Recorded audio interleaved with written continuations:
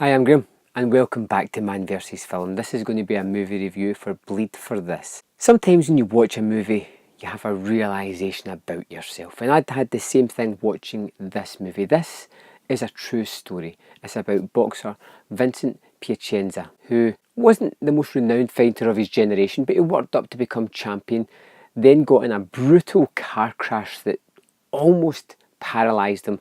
He told him he'd never walk again, he definitely was never going to box again, and he had to fight and overcome this to make it back into the boxing ring. And it was a true familiar story that we've kind of seen before. You know, the guy gets to the pinnacle of his profession, has a knockback and has to struggle to get back to that again. And we've even seen it before in boxing movies like Southpaw that came out a couple of years ago that was not entirely similar, but had the same kind of thing about it. You know, once high boxing star gets knocked down, has to fight to get back up. This movie stars Miles Teller as Vincent and Aaron Eckhart as his trainer. His kind of last ditch attempt to try and get this person back into physical shape to fight again. And what I realised about myself is that I am an absolute sucker for these kinds of movie. I loved Bleed for This. I am now angry at myself for missing it in the big screen because I enjoyed it so much. It's one of these movies that it just has an effect on me. I like to see people overcoming that kind of adversity and using their just basic physical strength to push themselves through that, their mental toughness to push themselves through the barriers and achieve greatness. I don't know what it is, but it's something that I just love. Miles Teller is really good as Vincent, and I wasn't really too enamoured with him in the trailers. I didn't think he was going to do a good job, but he has the right bravado of cockiness and dedication to this profession. He really won over the character, and you kind of like him as it gets along. You don't see too much of a bad side about him.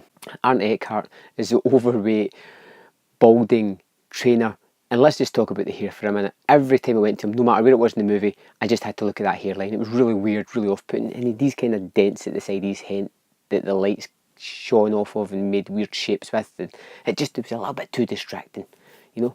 If he had had hair, I don't think it would really have bothered me. And the relationship between these two as they get an understanding with each other and what each other can do, and they're very honest with each other. It was really nice to see this relationship built together.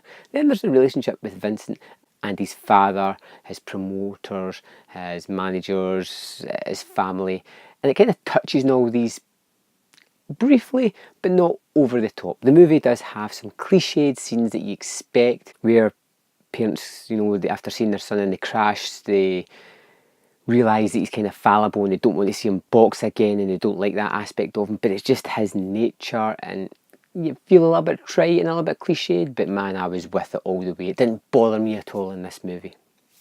Now let's talk about the crash for a minute. They don't make a big thing of it, which is something I wasn't expecting. I was expecting this to be like a big dramatised event. They jump in the car, they go for a drive, they're chit-chatting, something swerves in front of them, it's a crash, and the camera keeps moving. It's this bird's eye view that's just terrific, and it doesn't stop with the car when it crashes. It keeps moving down the road as if it's following the trajectory of where the car would have been going had it not been stopped so suddenly. There's nice touches like that throughout the movie, especially in the last fight when things aren't going too great for Vinny, and then all of a sudden it just cuts out the sound, all sound with the exception of the blows landing on him, and you hear the thud against skin and the deep inhale as he tries to grasp some air. And it was a really nice touch just to show the impact of what's actually happening in this ring, minus all the cheering and cameras and commentators, and I like that aspect of it. Overall, I thought Bleed for This was terrifically fun entertainment, a story that I really enjoyed, and like I said, I think I'm just a sucker for these kind of boxing movies. I love Rocky, I really like Southpaw. Bleed for This is now in the rotation along that lines because it's a terrific movie of a character overcoming a real barrier in their life, something that would stop mere mortal people, and I really liked it for that. Which is why I gave it 4 out of 5. It is a terrific movie. If you haven't seen it, if you missed it because you thought the trailers looked trite, definitely worth your time, and it is out now on home video, video on demand, whatever way you have access to these kind of things. I suggest you check it out. Let me know once you've seen it what you thought of Bleed for This, and I will see you next time on Man vs Film.